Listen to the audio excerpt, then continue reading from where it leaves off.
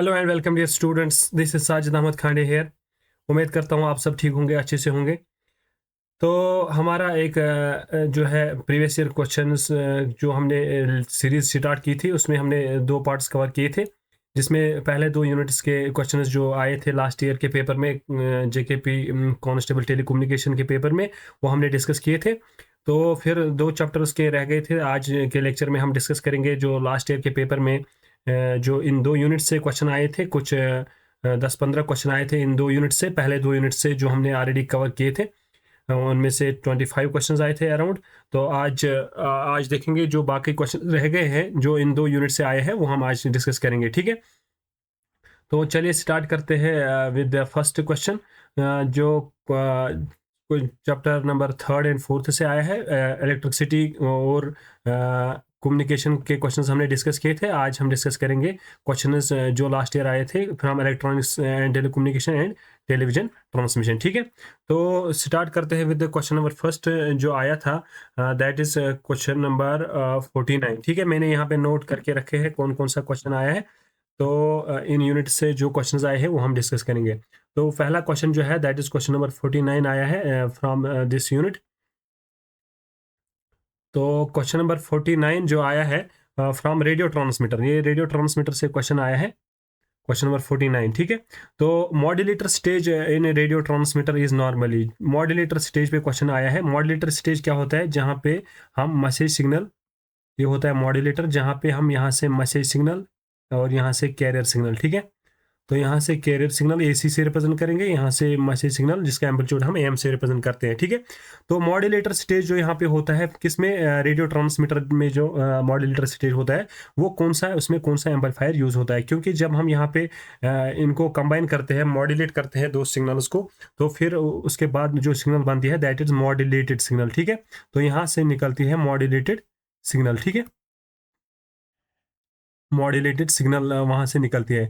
तो इस modulated signal की जो है हम पैरामीटर्स चेंज करते हैं। तो अगर इसका एम्पलीट्यूड है, अगर वो इस जो स्ट्रेंथ है सिग्नल की वो बहुत कम है, तो उसके लिए हम एम्पलीफायर का यूज़ करते हैं, वो ट्रांजिस्टर्स का बना होता है। तो कौन सा वाला ट्रांजिस्टर हम, ये एम्पलीफायर हम यूज़ करते हैं? तो आपको याद रखना है modulator stage of radio transmitter जो हम यूज़ करते हैं that is class B push pull amplifier. क्योंकि इसके जो है कुछ एडवांटेजेस है इसमें, ये जो है इन तीन चारों में से जो हाईली एफिशिएंट है, ये आपको याद रखना है, ये हाईली एफिशिएंट है। और इसमें जो है इसकी वजह से जो आउटपुट पे डिस्टॉर्शन मिलता है, जो आउटपुट पे यहाँ पे हमें आपको जो यहाँ पे वेव मिलेगी, ठीक है। तो जो मॉड्यूलेटेड वेव मिलेगी, मॉड्यूलेटेड सिग्नल मिलेगी, इसमें जो डिस्टॉर्शन होगा वो बहुत कम होगा। तो इसमें हाई कैपेसिटी होती है, जो है मॉड्यूलेटिंग पावर कैपेबिलिटी जो उसकी होती है वो बहुत ज़्यादा होती है as compare to these amplifiers. बाकी जो एम्पलीफायर है जैसे क्लास सी एम्पलीफायर है, क्लास सी एम्पलीफायर नहीं आएगा। ये हम यूजुअली रेडियो फ्रीक्वेंसी जो है, रेडियो फ्रीक्वेंसी पावर एम्पलीफिकेशन के लिए यूज़ करते हैं, ठीक है, ये वाला। तो ऐसी क्लास ए एम्पलीफायर है, ये लीनियर एम्पलीफायर है, ये हम इसके लिए यूज़ कम्युनिकेशन पर्पज़ के लिए यूजुअली यूज़ नहीं करते हैं। ऐसे ही जो है क्लास डी एम्पलीफायर, ये भी हम यूज़ करते हैं ऑडियो एम्पलीफायर, ऑडियो एम्पलीफिकेशन के लिए, ठीक है, ऑडियो एम्पलीफिकेशन के लिए, ठीक है। तो करेक्ट आंसर जो है क्वेश्चन नंबर 49 का that is option B, class B push pull amplifier. ये लास्ट ईयर आया था जेकेपी कांस्टेबल टेलीकम्युनिकेशन में, ठीक है। तो आप देखते हैं नेक्स्ट क्वेश्चन। तो नेक्स्ट क्वेश्चन जो आया था that is question number 50। Question number 50 भी आया है इन्हीं चैप्टर से, तो डिस्कस करते हैं क्वेश्चन नंबर 50 क्या है। तो क्वेश्चन नंबर 50 में पूछा गया है, जो टेलीविजन ट्रांसमिशन से आया है, इन टेलीविजन 4:3 जो है व्हाट दिस रिप्रेजेंट्स, जो 4:3 होता है, या फॉर एग्जांपल 16:9 ऐसे होता है। तो ये क्या रिप्रेजेंट करता है, ठीक है। इंटरलेस रेशो ये नहीं आएगा, मैक्सिमम हॉरिजॉन्टल डिफ्लेक्शन ये भी नहीं आएगा, ऑस्पेक्ट रेशो ये जो है ये करेक्ट आंसर है इसका, रेशो ऑफ टू डायगोनल्स ये भी नहीं होता है। तो ये जो 4:3 होता है ये ऑस्पेक्ट रेशो होता है। ऑस्पेक्ट रेशो क्या होता है? ये रेशो ऑफ ये width screen width to the height, ठीक है, to the ratio of screen width to the height. ये ratio of screen width to the height होता है ऑस्पेक्ट रेशो। ये गिवन होता है फॉर एनी टेलीविजन स्क्रीन, ठीक है।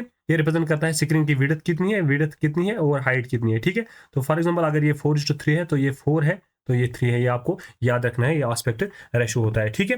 तो उसके बाद देखेंगे जो नेक्स्ट क्वेश्चन है, क्वेश्चन नंबर जो नेक्स्ट क्वेश्चन है इसका,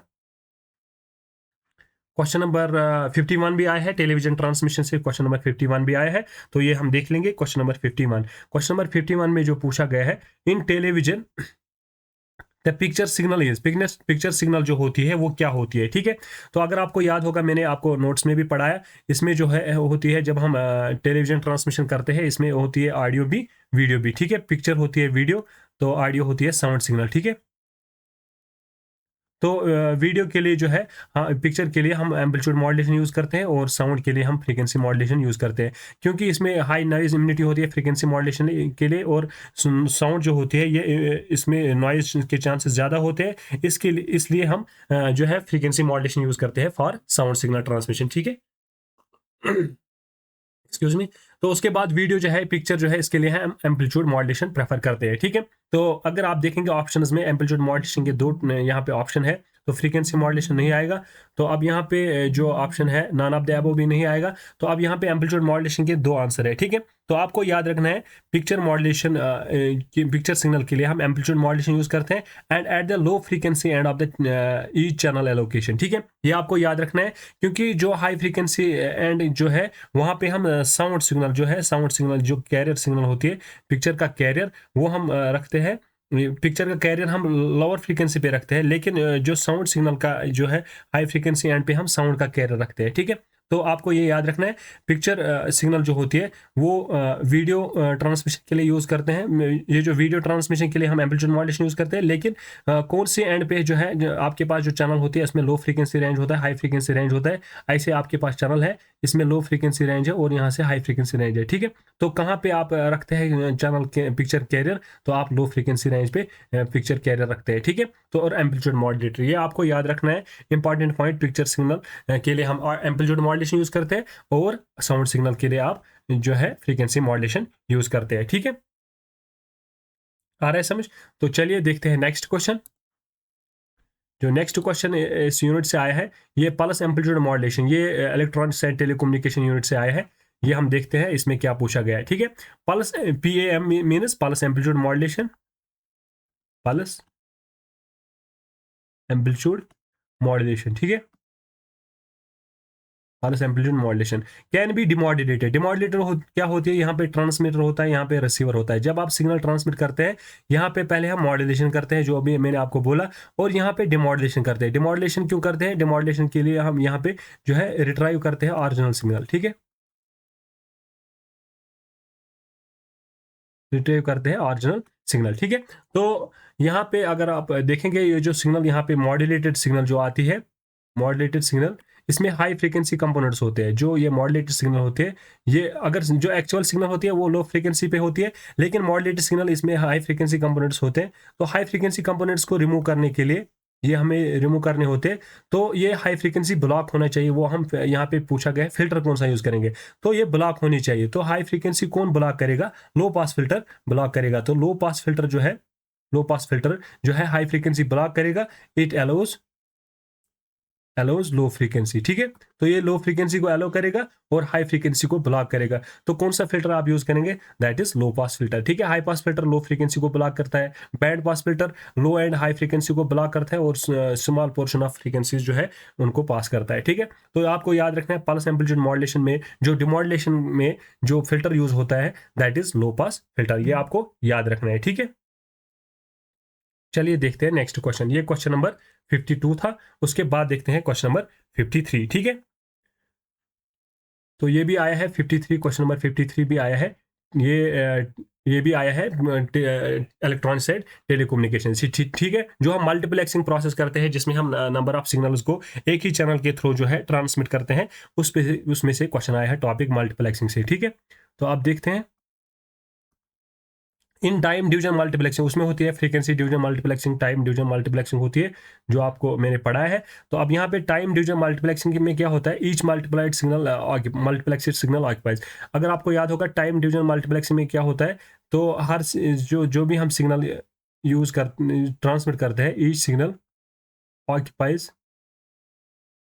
है फिक्स्ड टाइम स्लॉट, ठीक है। तो जो वहाँ पे जो है फ्रीक्वेंसी स्पेक्ट्रम पूरा यूज़ होता है, लेकिन हर सिग्नल को अपना-अपना टाइम स्लॉट मिलता है, उसी को हम बोलते हैं टाइम डिवीजन मल्टीप्लेक्सिंग, ठीक है? तो अगर आप देखेंगे जो है ये हमारे पास एक यहाँ पे फ्रीक्वेंसी स्पेक्ट्रम होता है बड़ा-सा, जिसको हम बोलते हैं बैंडविड्थ, जो हम जिसमें हम सिग्नल को ट्रांसमिट करते हैं। लेकिन टाइम डिवीजन मल्टीप्लेक्सिंग में क्या है, जब मिनी मिनी सिग्नल्स हम कंबाइन करते हैं, मल्टीप्लेक्सिंग प्रोसेस करते हैं, तो उनमें अलग-अलग हर एक सिग्नल के लिए अलग-अलग स्लॉट मिलता है। एक को ये स्लॉट मिलेगा, एक को ये स्लॉट मिलेगा, तो सारे सिग्नल्स ट्रांसमिट होंगे, लेकिन सेम फ्रीक्वेंसी बैंडविड्थ यूज़ करेंगे। लेकिन हर एक सिग्नल यहाँ पे पूछा गया ईच मल्टीप्लेक्सेड सिग्नल, ठीक है? अगर पूरी सिग्नल्स का पूछेंगे तो पूरी बैंडविड्थ यूज़ होती है। लेकिन ईच सिग्नल के लिए एक टाइम स्लॉट यूज़ होगा, तो fraction of transmission bandwidth use होगा एक सिग्नल के लिए, ठीक है? तो एंटायर ट्रांसमिशन बैंडविड्थ पूरे सिग्नल जो है पूरी सिग्नल जो मल्टीप्लेक्सिंग के बाद बनती है, नंबर ऑफ सिग्नल्स वो यूज़ करते हैं, लेकिन एक सिग्नल के लिए fraction of time transmission bandwidth use होती है, ठीक है? आ रहा है समझ? तो ये जो है ये ऑप्शंस नहीं आएँगे, bandwidth equal to bandwidth of each input signal, ये भी नहीं आएगा, नन ऑफ द अबव ये भी नहीं आएगा, तो fraction of transmission bandwidth is the correct answer, ठीक है? तो ये क्वेश्चन भी आया था इलेक्ट्रॉनिक्स एंड टेलीकम्युनिकेशन से, ठीक है? देखते हैं नेक्स्ट क्वेश्चन जो इन 2 यूनिट से आया था। तो ये हमने लास्ट टाइम डिस्कस किया था, upper band of higher band frequencies, ये हमने देख लिया था। तो इसमें एडिशन करना पड़ता है एक बार, F C plus F M और F C minus F M, ठीक है? तो ये आपको आएगा। उसके बाद ये हमने ये क्वेश्चंस भी देख लिए थे, फ्रीक्वेंसी टू एम्पलीट्यूड, इसके लिए डिफरेंशिएटर यूज़ होता है, ऐसे ही ये पल्स इसमें पोजीशन ऑफ पल्स चेंज होती है। तो इस यूनिट से जो नेक्स्ट क्वेश्चन जो मैंने नोट किया है, क्वेश्चन नंबर 58, क्वेश्चन नंबर 58 ये भी हमने देख लिया था, 57 भी विदाउट कैरियर दोनों होते हैं, तो ऐसे ही 58 क्वेश्चन नंबर जो है, ये भी इलेक्ट्रॉनिक्स एंड टेलीकम्युनिकेशन में जो इलेक्ट्रॉनिक गैजेट जो टॉपिक था उसी पोर्शन से ये क्वेश्चन आया है। चूज द इनकरेक्ट स्टेटमेंट, यहाँ पे इनकरेक्ट पूछा गया है। स्विच एस क्या है? स्विच मोड पावर सप्लाई, ठीक है? स्विच मोड पावर सप्लाईज,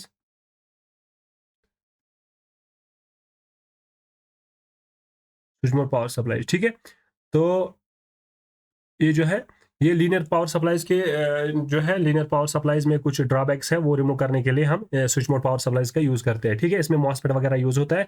तो इसमें क्या एडवांटेज है, डिसएडवांटेज, यहाँ पे इनकरेक्ट पूछा गया, तो इसका मतलब यहाँ पे 3 स्टेटमेंट इसके रिगार्डिंग करेक्ट है, और जो फोर्थ वन है दैट इज इनकरेक्ट। अब देखते हैं कौन कौन सा इनकरेक्ट है। Switch mode power supply is less sensitive to the input voltage variation, ये सही है, क्योंकि ये जो है एज ए रेगुलेटर काम करता है, इसमें जो वोल्टेज आउटपुट मिलता है वो फिक्सड मिलता है, ठीक है?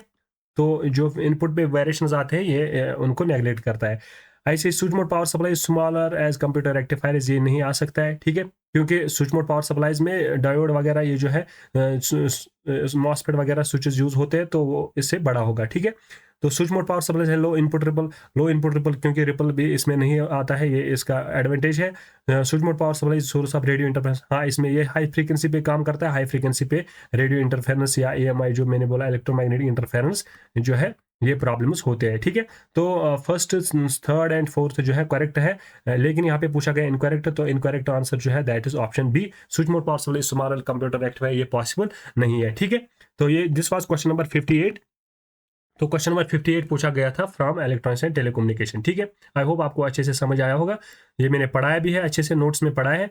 अब देखते हैं नेक्स्ट क्वेश्चन जो इससे आया है, इस इन 2 यूनिट से, दैट इज क्वेश्चन नंबर, अब देखते हैं क्वेश्चन नंबर 88 आया है फ्रॉम दिस यूनिट्स, ठीक है? तो चलते हैं क्वेश्चन नंबर 88 पे। तो क्वेश्चन नंबर 88 जो है, बाकी सारे हमने डिस्कस किए थे ऑलरेडी, तो यहाँ पे देखते हैं क्वेश्चन नंबर 88। हाँ,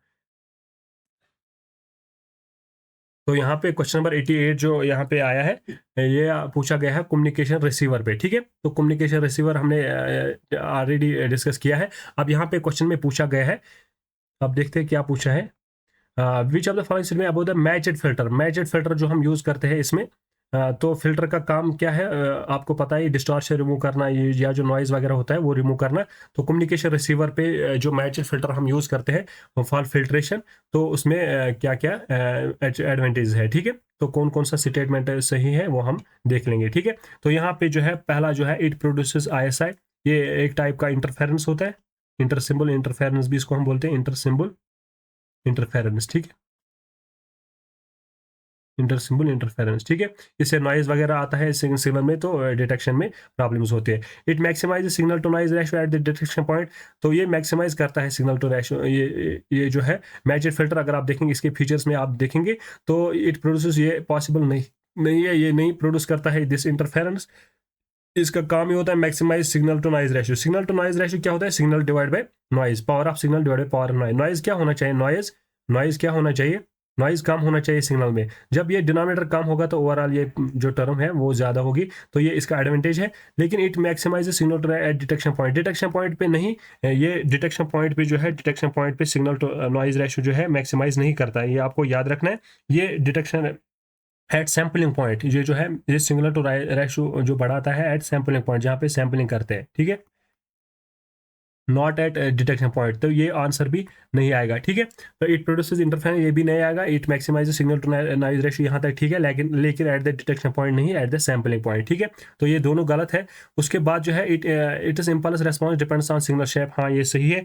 जो इसका इम्पल्स रेस्पॉन्स है ये सिग्नल शेप पे जो है, ट्रांसमिटेड सिग्नल उस पर डिपेंड करता है, उसका इम्पल्स रेस्पॉन्स कैसा होगा वो सिग्नल पे डिपेंड करेगा। इट में प्रोड्यूस सिग्नल डिस्पर्शन, ये भी करेक्ट है। ये जो है इसमें प्रोड्यूस हो सकता है सिग्नल डिस्पर्शन। इसमें क्या होता है, सिग्नल जो है वाइड होती है, बीच में जो है वो वाइड हो जाती है, डिस्पर्स हो जाती है, तो ओवरलैप कर जाती है, जो सराउंडिंग में सिग्नल होती है उन पे ओवरलैप कर जाती है। तो इसमें जो है करेक्ट आंसर जो आएगा that will B third and fourth. तो थर्ड एंड फोर्थ जो जहाँ पे ऑप्शन होगा, तो third and fourth will be the correct answer. तो ऑप्शन बी जो है इसका करेक्ट आंसर है, ऑप्शन बी। ये आपको याद रखना है। मैजिक फिल्टर हमने ज्यादा डिटेल में डिस्कस नहीं किया है, कंपोनेंट्स में पढ़ा है, तो आप वो नोट्स में देख सकते हो, ठीक है।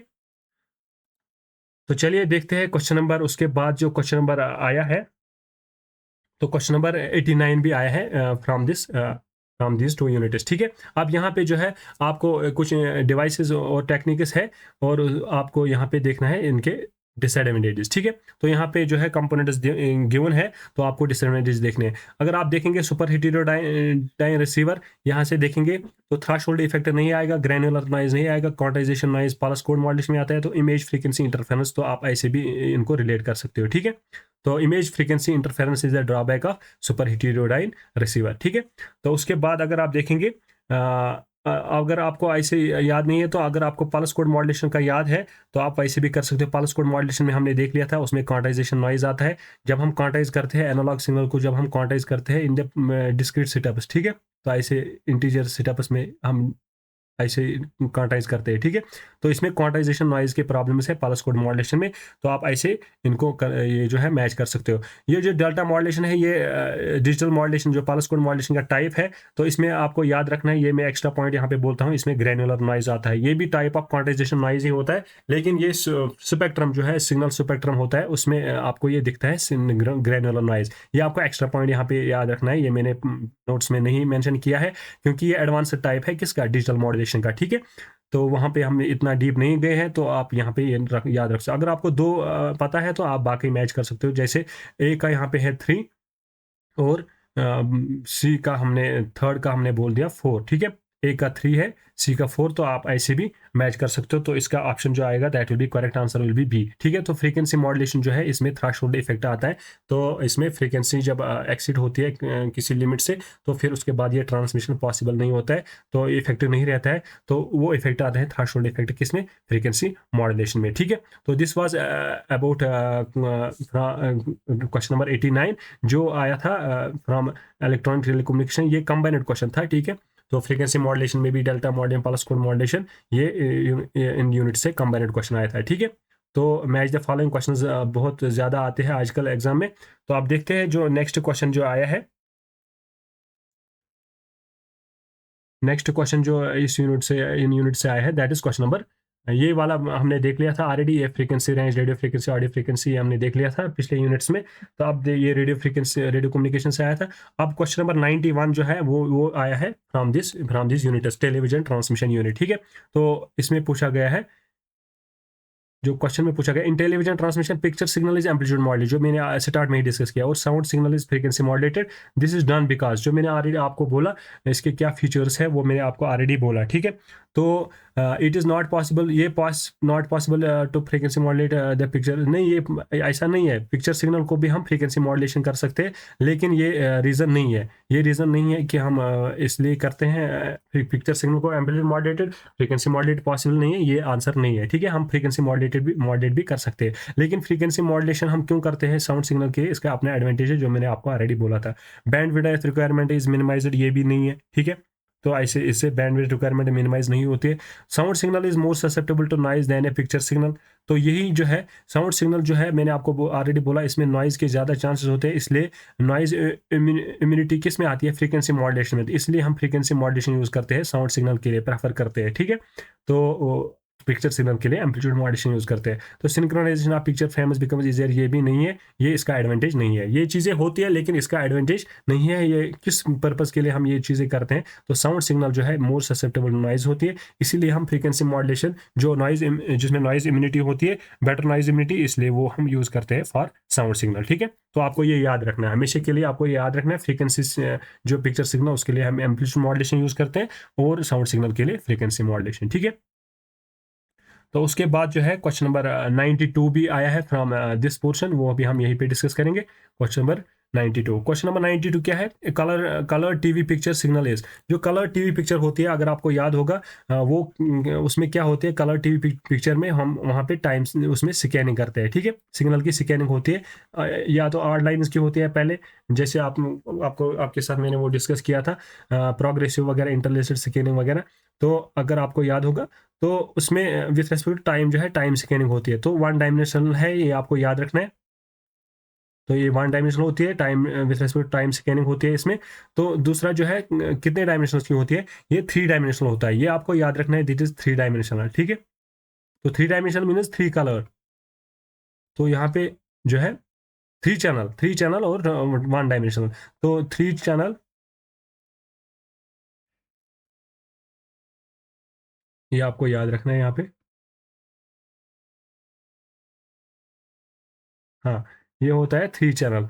थ्री चैनल मीन्स यहाँ पे तीन कलर्स होते हैं, जो मैंने आपको ऑलरेडी बोला, उनके उसके लिए कनेक्टर्स, जो सिग्नल्स के लिए वो हम कनेक्टर्स भी यूज़ करते हैं, तीन टाइप के, एक होता है रेड, एक होता है ग्रीन और एक होता है ब्लू, ठीक है। तो ये आपको याद रखना है, ARBG, ठीक है, RGB RBG।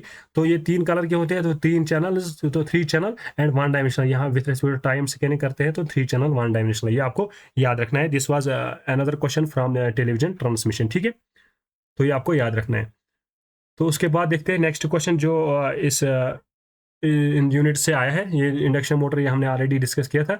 तो अब क्वेश्चन नंबर 94, क्वेश्चन नंबर 94 भी आया है फ्रॉम दिस टेलीविजन ट्रांसमिशन। तो एंटेना जब हमने डिस्कस किया था उस टाइम यहाँ पे क्वेश्चन आया था, हमने डिस्कस किया था types of antenna, half half dipole, mono dipole या डाइपोल एंटेना, ठीक है। तो उसमें जो है यहाँ पे डाइपोल एंटेना के रिगार्डिंग क्वेश्चन पूछा है, डाइपोल एंटेना के रिगार्डिंग जो पूछा है, current distribution along its length is uniform irrespective of its length, ठीक है। तो अगर आपको याद होगा, मैंने वहाँ पे डिस्कस किया, करंट जो है यूनिफॉर्म नहीं होती है, वो नॉन यूनिफॉर्म होती है, ठीक है। तो ये आपको याद रखना है, वो नॉन यूनिफॉर्म होती है, मैंने वहाँ पे डिस्कस किया है, ठीक है। तो current distribution non uniform, effective length is equal to thrice, ये नहीं होता है, थ्री टाइम्स नहीं होता है इफेक्टिव लेंथ।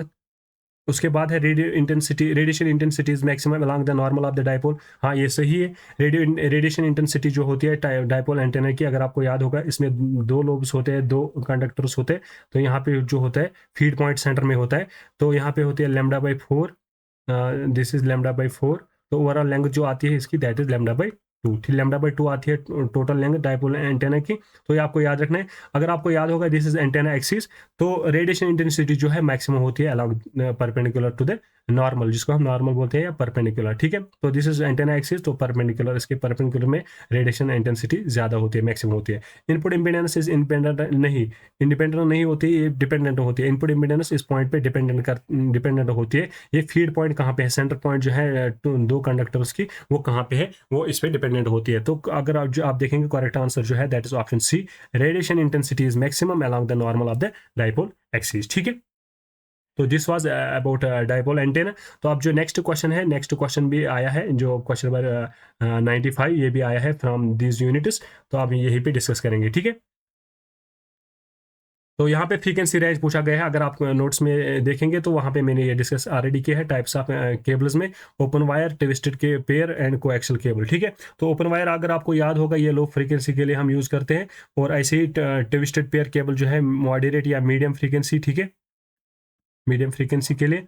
तो ऐसे ही कोएक्सियल केबल हम हाई फ्रीक्वेंसी के लिए यूज़ करते हैं। तो अगर आप ऑप्शंस पे भी देखेंगे तो लो फ्रीक्वेंसी यहाँ पे जो है दैट इज़ 5 किलोहर्ट्ज़, मीडियम जो है 100 किलोहर्ट्ज़, और कोएक्सियल केबल्स के लिए 100 मेगाहर्ट्ज़, ठीक है। तो अगर आप ऑप्शंस में देखेंगे तो करेक्ट आंसर जो है option A is the correct answer. First के लिए थर्ड, तो सेकंड के लिए सेकंड, और फर्स्ट के लिए थर्ड आएगा लो फ्रीक्वेंसी, उसके बाद सेकंड के लिए फर्स्ट, सेकंड के लिए फर्स्ट कौन सा है, ऑप्शन बी, ठीक है। सेकंड के लिए फर्स्ट और थर्ड के लिए सेकंड, तो आपको ये याद रखना है, ठीक है। तो option B is the correct answer, ठीक है। तो ओपन वायर आपको याद रखना है, लो फ्रीक्वेंसी के लिए यूज़ करते हैं, ट्विस्टेड हम मीडियम फ्रीक्वेंसी के लिए यूज़ करते हैं, और कोएक्सियल केबल हम हाई फ्रीक्वेंसी के लिए यूज़ करते हैं, ठीक है। तो this was about question number 95। अब हम देखते हैं जो क्वेश्चन आया था, दैट इज क्वेश्चन नंबर 97 आया है, ठीक है। तो ये हमने ऑलरेडी डिस्कस किया था, 97 हमने ऑलरेडी डिस्कस किया है, इंटरलेस्ड स्कैनिंग। तो एक होती है प्रोग्रेसिव और दूसरी होती है इंटरलेस्ड, ये हमने ऑलरेडी डिस्कस किया था। प्रोग्रेसिव में जो उसको हम सिक्वेंशियल स्कैनिंग भी बोलते हैं, उसमें सीक्वेंस में स्कैनिंग होती है। इंटरलेस्ड में हम पहले ऑड सिग्नल्स, ऑड लाइन्स को स्कैन करते हैं, उसके बाद इवन लाइन्स को, ये हमने ऑलरेडी डिस्कस किया था लास्ट पार्ट में, ठीक है। तो अब उसके बाद देखते हैं नेक्स्ट क्वेश्चन। उसके बाद जो नेक्स्ट क्वेश्चन है ये भी हमने डिस्कस किया था, प्रोग्रेसिव स्कैनिंग, ये आपने ऑलरेडी डिस्कस किया। Scanners, each line is scanners, ये हमने डिस्कस किया, मैच किया था। उसके बाद जो है क्वेश्चन नंबर 99, क्वेश्चन नंबर 99 जो है ये भी आया है फ्रॉम दिस टेलीविजन ट्रांसमिशन, ठीक है। तो टेलीविजन ट्रांसमिशन में हमने कंपोजिट सिग्नल जो है, कंपोजिट वीडियो सिग्नल डिस्कस किया था, वहाँ से क्वेश्चन आया है। कंपोजिट वीडियो सिग्नल इसलिए इसको कंपोजिट बोलते हैं, ये कॉम्बिनेशन ऑफ 2 to 3 कंपोनेंट्स होता है, जो मैंने आपको ऑलरेडी बोला था स्टार्टिंग में ही उस लेक्चर में। It includes audio, video, colour and synchronisation. अगर आपको याद होगा लिमिनेंस, क्रोमिनेंस, तो लिमिनेंस, क्रोमिनेंस एंड सिंक्रोनाइजेशन हमने देखा था, 3 पार्ट्स होते हैं इसमें। ये जो है इसमें ऑडियो होती है, कलर होती है, और सिंक्रोनाइजेशन होती है, ठीक है। एक तो वीडियो इन्फॉर्मेशन होती है, जो कलर होता है, कलर इन्फॉर्मेशन, और वीडियो इन्फॉर्मेशन, सिग्नल इन्फॉर्मेशन, और सिंक्रोनाइजेशन पल्सेस जो हम ट्रांसमीटर और रिसीवर के लिए यूज़ करते हैं, सिंक्रोनाइजेशन पल्सेस, उसमें तीनों कंपोनेंट्स होते हैं। तो ये भी ये जो है ऑप्शन ए है correct answer. It contains only video and with no synchro, ये नहीं आएगा। It use only side band, ये भी नहीं आएगा। सुपर हाई फ्रीक्वेंसीज, ये भी नहीं आएगा। तो करेक्ट आंसर जो है that is it includes audio, colour and synchro, तीनों कंपोनेंट्स इसमें होती है कंपोजिट वीडियो सिग्नल में, ठीक है। तो जो लास्ट क्वेश्चन है ये हमने ऑलरेडी डिस्कस किया था, ये high frequency, ultra high, very high frequency range कहाँ पे इनकी एप्लीकेशन है, ये हमने ऑलरेडी डिस्कस किया था लास्ट जो है प्रीवियस ईयर क्वेश्चन पार्ट में, ठीक है। आई होप आपको अच्छे से समझ आया होगा। This was third part of this previous series. तो अब अगर आपने अभी तक जो है ये जो है एनरोल नहीं किया है वर्टिकल क्लासेस पे, आप देख सकते हो वहाँ पे मैंने पूरा कोर्स कंप्लीट किया है। तो मैंने ऑलरेडी नोट्स भी प्रोवाइड किए हैं वहाँ पे। अगर आप देखेंगे इलेक्ट्रिसिटी यूनिट, जो पहला यूनिट जो हमने डिस्कस किया था, उसके सभी नोट्स हमने यहाँ पे आप देख सकते हो। नोट्स मैंने कंप्लीट इनको प्रोवाइड किए हैं। तो ये जो है इलेक्ट्रिसिटी के यूनिट्स है, इलेक्ट्रिसिटी यूनिट के नोट्स है, ठीक है। तो अगर आप देखेंगे प्रीवियस ईयर क्वेश्चन सभी इन नोट्स से आए हैं, और जो इंपॉर्टेंट क्वेश्चन जो भी आएंगे तो मैं श्योरिटी देता हूँ कि आपको इससे ज़्यादा पढ़ने की ज़रूरत नहीं है, ठीक है। तो this was unit first, electricity unit. उसके बाद जो है टेलीविजन कम्युनिकेशन जो हमने डिस्कस किया था लास्ट में, थर्ड यूनिट हमने ये डिस्कस किया। सेकंड हमने रेडियो कम्युनिकेशन डिस्कस किया था, ठीक है। अगर आप देखेंगे यहाँ पे आपको दिख रहा होगा, तो देखिए कैसे नोट्स मैंने इनको प्रोवाइड किए हैं। तो मैं आपको सजेस्ट करूंगा, अगर आपने अभी तक एनरोल नहीं किया, आपके पास बहुत टाइम जो है कम टाइम बचा है एग्जाम के लिए, तो आप ये नोट्स पढ़ के अच्छे से प्रिपेयर कर सकते हो फॉर जेकेपी कांस्टेबल टेलीकम्युनिकेशन, ठीक है। तो लास्ट ईयर बहुत सारे क्वेश्चन आए थे, जैसे ये सुपर हेटेरोडाइन रिसीवर, इससे भी क्वेश्चन आया था। अभी भी हमने एक क्वेश्चन डिस्कस किया। तो ये देखिए कैसे नोट्स मैंने इनको प्रोवाइड किए हैं। तो मैं आपको सजेस्ट करूंगा, आप अभी जाके जो है वहाँ पे मिनिमम अमाउंट आपको पे करना है। तो जितनी मेहनत इनमें लगी है, तो उसका आप मतलब समझो 1% भी आप वहाँ पे आपको पे नहीं करना पड़ रहा है, ठीक है। तो कुछ ही थोड़ा सा अमाउंट वहाँ पे रखा है नोट्स वगैरह के लिए। वीडियो लेक्चर्स वहाँ पे फुल आपको जो है पूरे टेक्निकल कोर्स के टेक्निकल पार्ट के फुल वीडियो लेक्चर्स मिलेंगे। तो ऐसे अगर आप देखेंगे इलेक्ट्रॉनिक्स एंड टेलीकम्युनिकेशन यूनिट जो है, बड़ा यूनिट जो है, अगर आप देखेंगे उसमें ये जो ये टॉपिक जो है जैसे ये जो है बेसिक्स इंट्रोडक्शन वगैरह ये हमने डिस्कस किया था। उसके बाद ये जो है फेडिंग वगैरह जो है ये हमने डिस्कस किया, और बाकी जो भी टॉपिक्स वहाँ पे टॉपिक वाइज हमने डिस्कस किया है इस यूनिट में, तो आप देख सकते हो।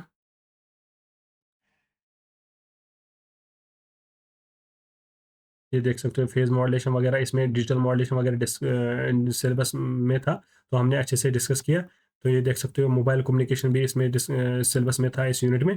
ऑप्टिकल फाइबर कम्युनिकेशन वगैरह, ये इलेक्ट्रॉनिक गैजेट्स, ये हमने यूपीएस वगैरह इन्वर्टर वगैरह ये सिलेबस में था इस यूनिट में, तो हमने ये इसी यूनिट में डिस्कस किया। तो database management system and antivirus भी इसी यूनिट में था, वो हमने डिस्कस किया। ठीक है, तो नोट्स भी मैंने यहाँ पे प्रोवाइड किया। उसके बाद जो लास्ट यूनिट है टेलीविजन ट्रांसमिशन, जो हमने लास्ट में डिस्कस किया था, आप देख सकते हो उसके यूनिट्स भी मैंने जो भी इसमें इंपॉर्टेंट था, एब्रीवेशंस वगैरह और बाकी जैसे टेलीविजन ट्रांसमीटर या ऐसी types of television transmitters, cables वगैरह, सारा हमने अच्छे से डिस्कस किया है। तो मैं अभी आपको सजेस्ट कर रहा हूँ कि आप अभी जाके वहाँ पे एनरोल कीजिए। थोड़ा सा अमाउंट आपको वहाँ पे करना पड़ेगा, तो अभी आपके पास बहुत कम टाइम बचा है, तो मैं सजेस्ट यही करूँगा कि आप वहाँ जाके एनरोल कीजिए।